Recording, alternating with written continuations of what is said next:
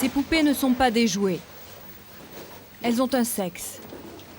Les policiers s'en servent pour recueillir le témoignage des enfants. Tu peux me parler, tu sais, je t'écoute. Cette petite fille a des choses à dire. C'est dur, c'est dur. Pourquoi c'est dur? Parce que il n'est pas gentil avec toi? Elle a 12 ans. Des fois, il me touchait ma bite et puis moi, je voulais dire non. Des fois, il te touchait? Ma bite et moi, je voulais... Il te touchait ta bite et tu voulais dire non. Ouais, voilà. Armelle n'utilise pas les mots justes. Elle ne sait pas comment nommer son sexe. Le policier lui propose de mimer avec ses poupées sexuées ce qu'elle a subi. Il est prudent dans la formulation de ses questions. Il ne veut pas influencer les réponses de l'enfant. Imaginons que ce soit et que ce soit toi. Est-ce que tu peux me montrer ce que t'a fait? Tu m'as dit, il m'a fait des trucs tout à l'heure. Ouais. Alors qu'il était comme... Alors donc, il était comme ça. C'était comme ça. Moi j'étais comme ça. Il m'en voulait pas. Et puis, après... Oui. Après, lui, il était comme ça, là. Comme ça. Moi, je voulais dire non, parce que c'est interdit de faire ça. C'est interdit. Qui t'a dit que c'est interdit?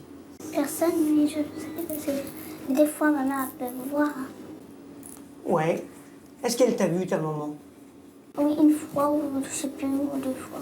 Je sais plus. Ouais. Bon. Dans la salle à côté, des policiers de la brigade des mineurs suivent avec attention la déposition d'Armelle.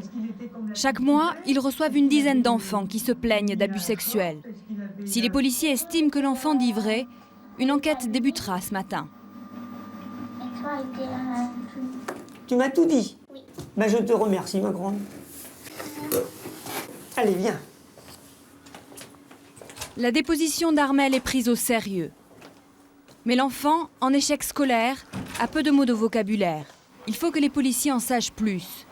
Ils vont donc interroger la sœur aînée d'Armelle, Sandy. C'est une adolescente de 14 ans. Bon, il va faire la première audition, je vais le voir. Et puis je vais lui demander... Sandy est un peu effrayée.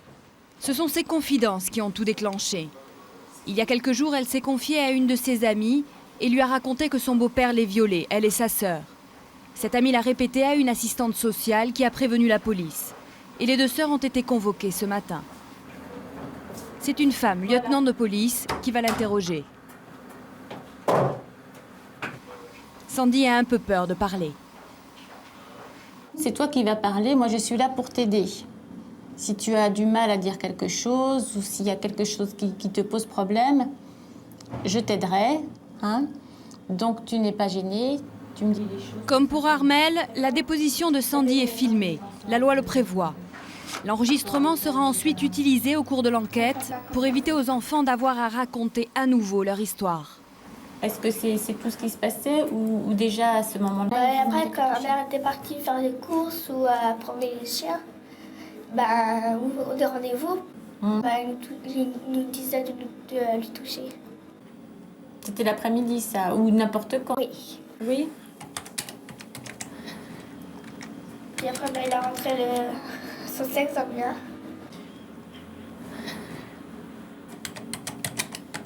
Est-ce que tu te souviens à quel moment il est passé des caresses à te déshabiller et à entrer son sexe dans le tien?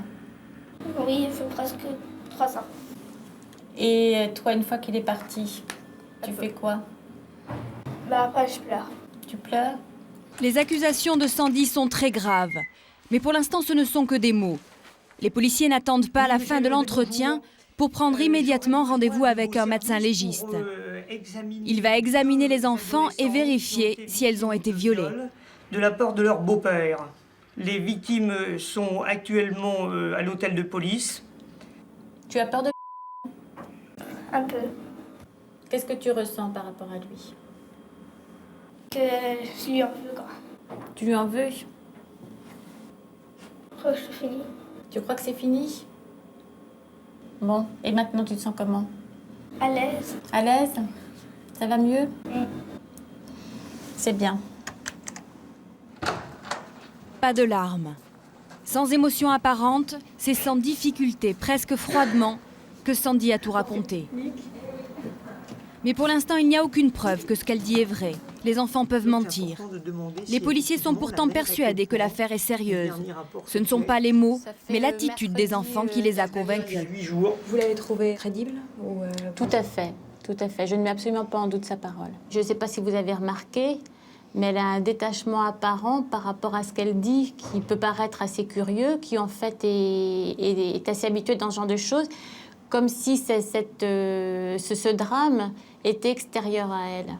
Comme si, tout en la concernant, elle le mettait de côté. Et ça, c'est classique? C'est classique, oui. Oui. Dans une salle à côté, le médecin légiste rend ses conclusions par téléphone au commandant de police. Elle est déflorée sans nombre d'un doute, et de longue date. D'accord. Pénétration vaginale. Au moins vaginale. Alors, la petite 12 ans, impubère, déflorée elle aussi, de longue date aussi, sans problème. D'accord. Sans problème. Ces conclusions sont accablantes. Il y a désormais des preuves physiques du viol des enfants. Il y a des mots qui ne trompent pas. Comme Donc, quoi, par exemple? Lorsqu'elle dit il a touché ma bite et qu'elle fait ce mouvement, effectivement, eh bien, je suis prêt à croire l'enfant.